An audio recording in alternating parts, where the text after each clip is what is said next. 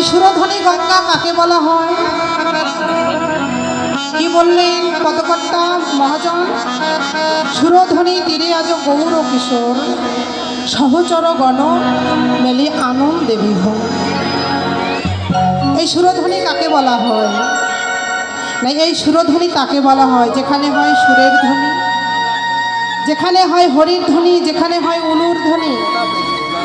ও মায়েরা, শেষে আমি একটা হরিবোল দিয়েছি, মায়েরা হাত তোলেননি, উলুধ্বনি করেননি। কয়েকটি ভক্ত শুধু করেছেন, যারা চতুর তারাই করেছেন। তো যাই হোক, এটা করতে হয় মা। কীর্তন অঙ্গনে এসে একটু ভগবানকে সময় দিতে হয়, ভগবানের নামে একটু জয়ধ্বনি, হরিধ্বনি, উলুধ্বনি করতে হয়।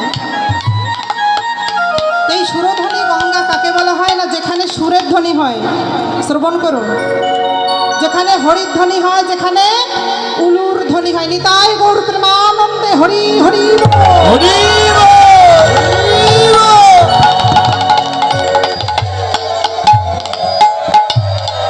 রাধে রাধে। এটাই হলো শ্রীবাস সঙ্গ। অনেক অনেক দূর দূরান্ত হইতে ভক্তের চরণধূলি পড়েছে, এই বৈষ্ণবের চরণধূলি পড়েছে এই বৃন্দাবনে। এই জায়গাটা ধন্য, এই গ্রামবাসী ধন্য, কমিটি বিন্দু ধন্য, কি মা, তাই না? আজকে অনেক অনেক দূর দূরান্ত হইতে ভক্তবিন্দু ছুটে এসেছেন কেন? না, একটু ভক্ত সঙ্গ করবেন, বৈষ্ণব সঙ্গ করবেন, সাধু সঙ্গ করবেন বলে। কি বাবা, এমনি এমনি তো আসেনি, আজকে এই ভক্ত সঙ্গ করার জন্য দূর দূরান্ত হইতে ছুটে এসেছে। এই সুরধ্বনি গঙ্গার তীর, এই ভক্তের চরণ ধুলি পড়েছে, এটাই হলো সুরধ্বনি গঙ্গা। এই সুরধ্বনি গঙ্গার দূরে নয়, নদিয়া নবদ্বীপে দূরে নয় গো। আজ গৌর হরি আমার আবির্ভাব হলেন মা সচী মায়ের গর্ভ সিন্ধু মাঝে কেন?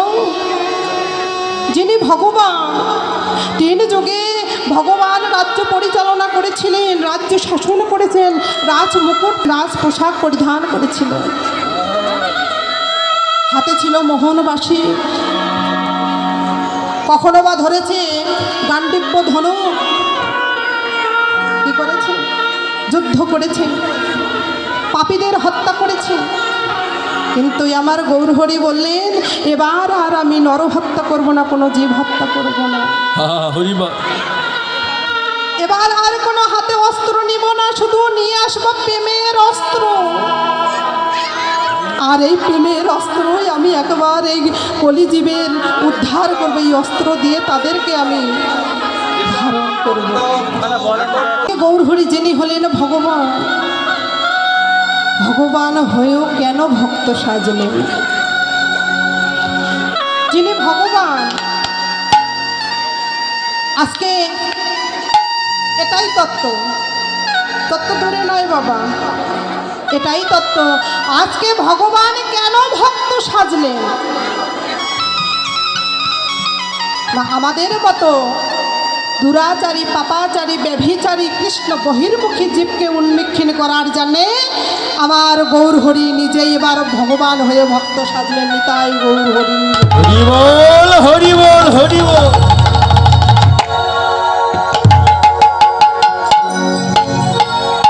চৈতন্য চরিতামৃতে বলেছেন, অনর্পিত চরিং চিরাত করুণায় অবতীর্ণ কলৌ সমর্পয়তি মন্নত উজ্জ্বল রসাং স্বভক্তি শ্রিয়ম হরিপুরাট সুন্দর দুতি কন্দর্প সন্দর্পিত সদা হৃদয় স্কন্দ স্ফুত বা সচির নন্দন। বাবা, কত সুন্দর একটা শ্লোক চৈতন্য চরিতামৃতে। এই শ্লোকটি একেবারে প্রধান, লক্ষ্য করবেন মা।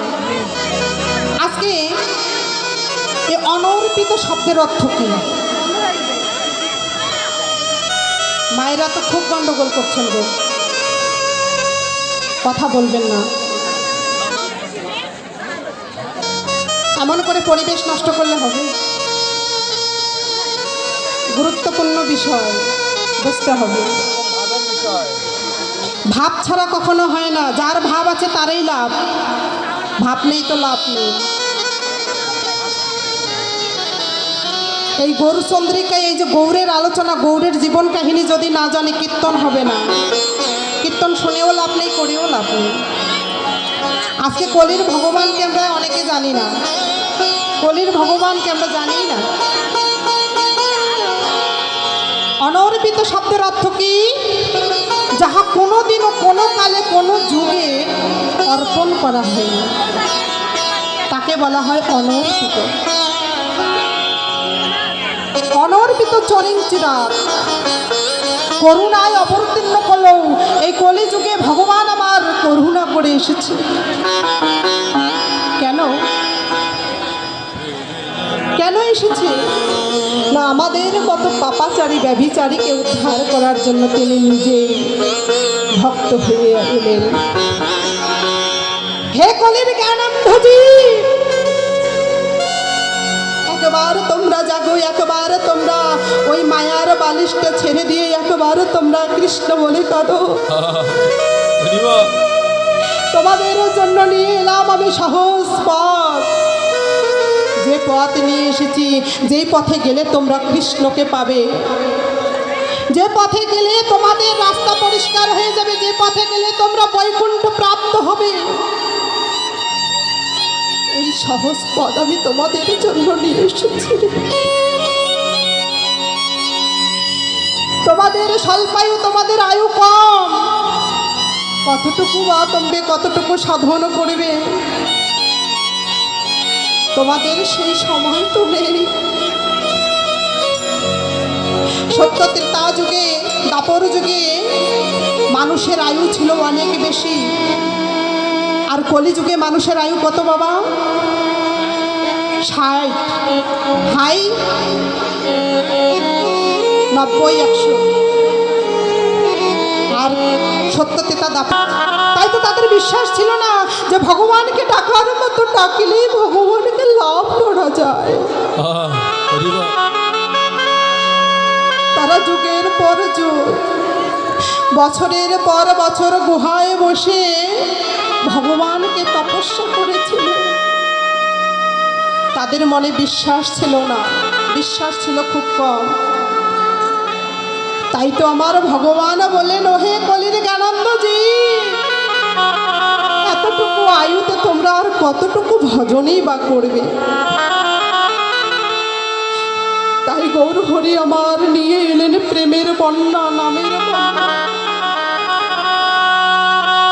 গৌর হরি বললেন, হরের নাম, হরের নাম, হরের নামই বা কেবলম, কোন নাস্তব্য নাস্তব্য গতির অন্যথা। এই কৃষ্ণ নাম বিনে এই কলিযুগের গতি নেই, গতি নেই, গতি নেই। যদি পারো একবারে কৃষ্ণ বলে কাঁদো। এই 16 নাম 32 অক্ষর আমার ভগবান সহজ পথ করে দিলেন। এই যে গচ্ছিত ধন, ওমা ভগবান তেমন করে এই সন্দুকে যুগের পর যুগ সেই ধন, সেই রত্ন আমাদের জন্য গচ্ছিত করে রেখেছিল। আর এই ধন একবারে নিয়ে এসে আমাদের কাছে বিলিয়ে দিল। তাই তো গৌর হরি আজকে ভগবান হয়েও ভক্ত সাজলেন।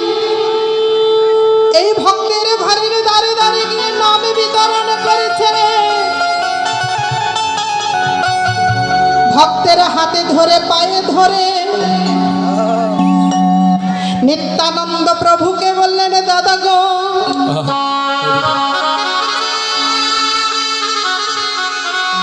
যাও যাও একবার ওই ভক্তের ঘরের দ্বারে যাও।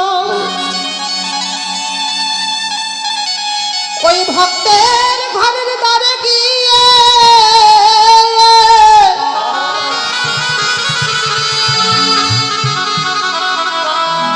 একেবারে নামে বিতরণ করে এসো দাদা গো। নিত্যানন্দ প্রভু বললেন, এই গৌর হে, এই কলির জীব বড় দুরাচারী, পাপাচারী, তারা তো বাদনে কৃষ্ণ নাম নেই না।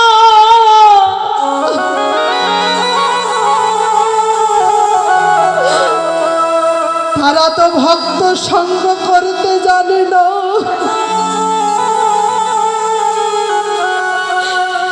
আমি যে তাদের কাছে নামে নিয়ে যাব, তারা যে এই নামের মহিমা বুঝে না।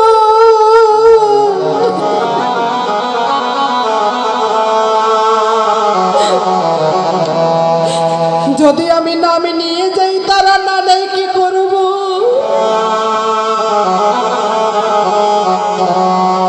মহাপ্রভু আমার করজনে বললেন, দাদা গো,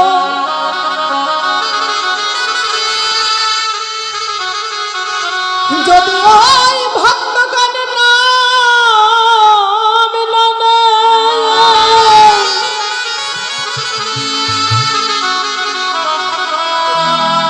তাহলে তুমি কি করবে জানো? ও তাদের পায়ে ধরে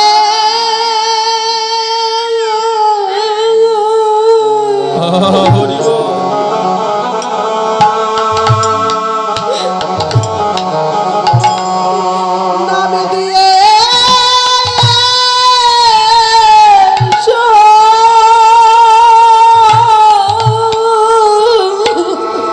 দাদা গো,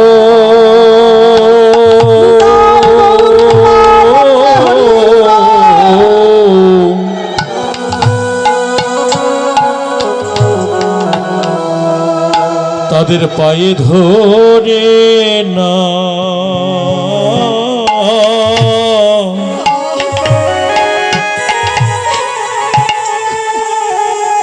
তাদের পায়ে ধরে না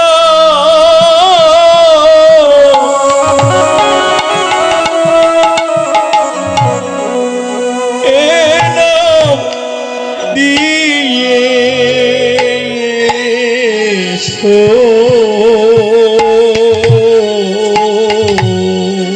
দাদা গো,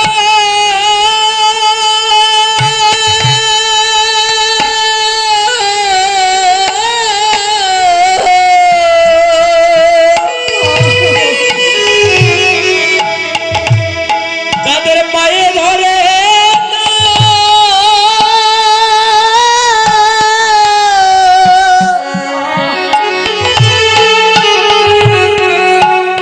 তুমি পায়ে ধরে না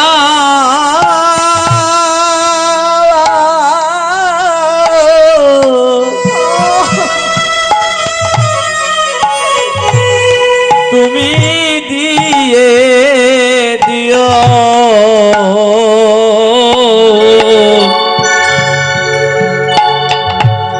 ও তাদের হাতে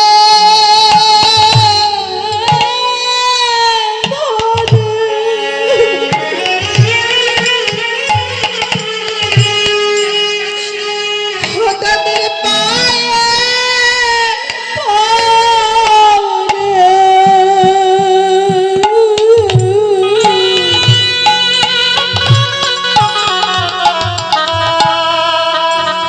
কৃষ্ণ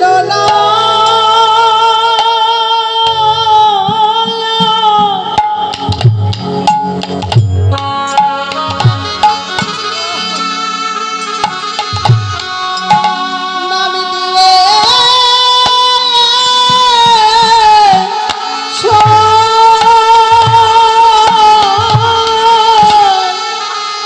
ওদের হাতে ধরে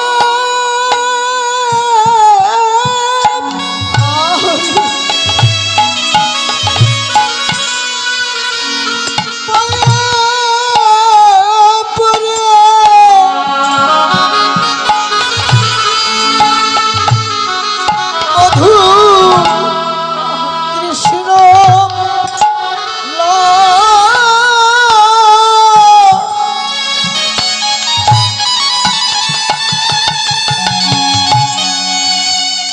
দিয়ে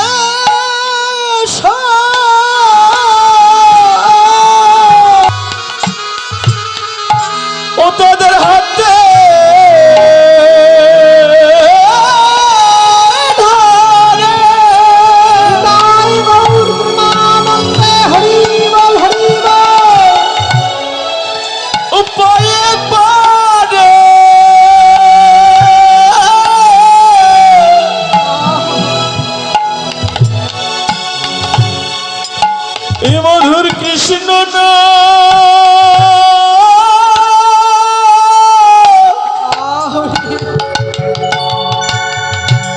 এই কৃষ্ণ না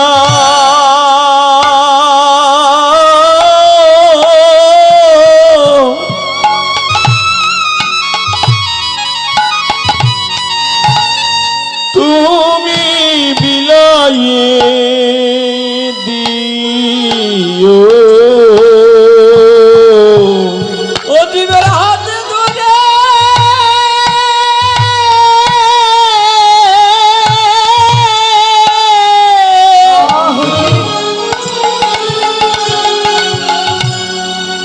হাতে ধরে পায়ে পড়ে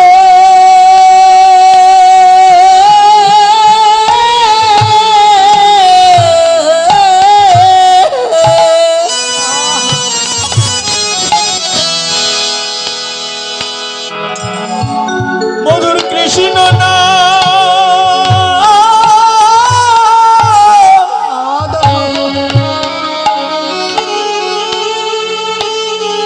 এ না মিলাইয়ে দিও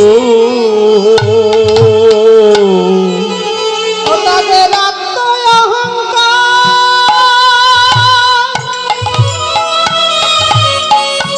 দাদা গো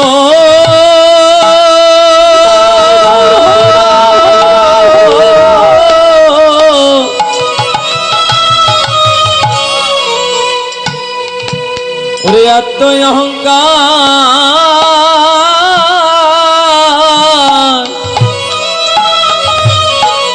ওরে দূরে গিয়ে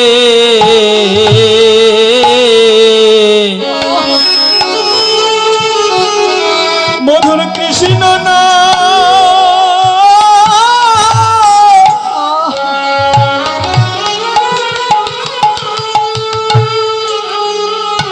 তুমি বিলাইয়ে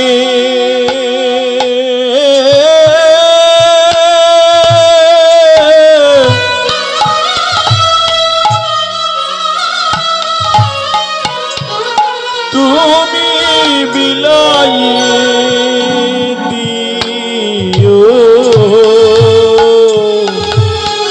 দাদা গো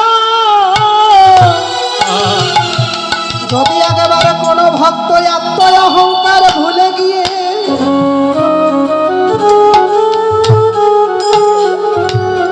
যদি একেবারে বদনে বলে হা কৃষ্ণ তোমার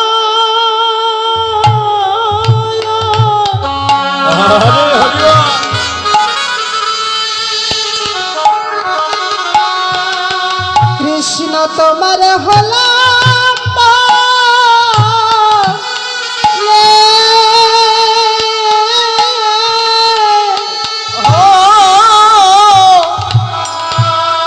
কৃষ্ণ তুমি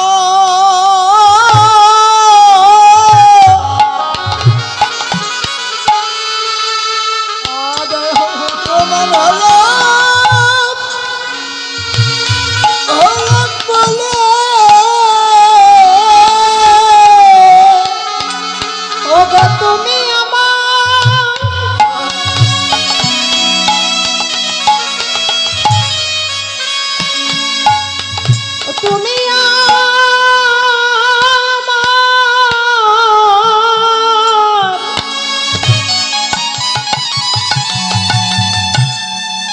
তুমি আমার হও মন হও প্রভু যদি কোনো ভক্ত ভগবান এই হৃদয় কপটের দরজাটা খুলে দিয়ে বলতে পারে হে গৌর হরি তুমি আমার হও মন হও আজ হতে আমি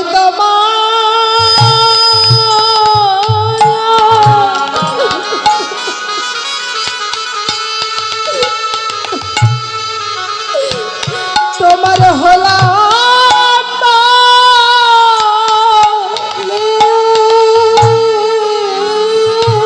ও জগতে তুমি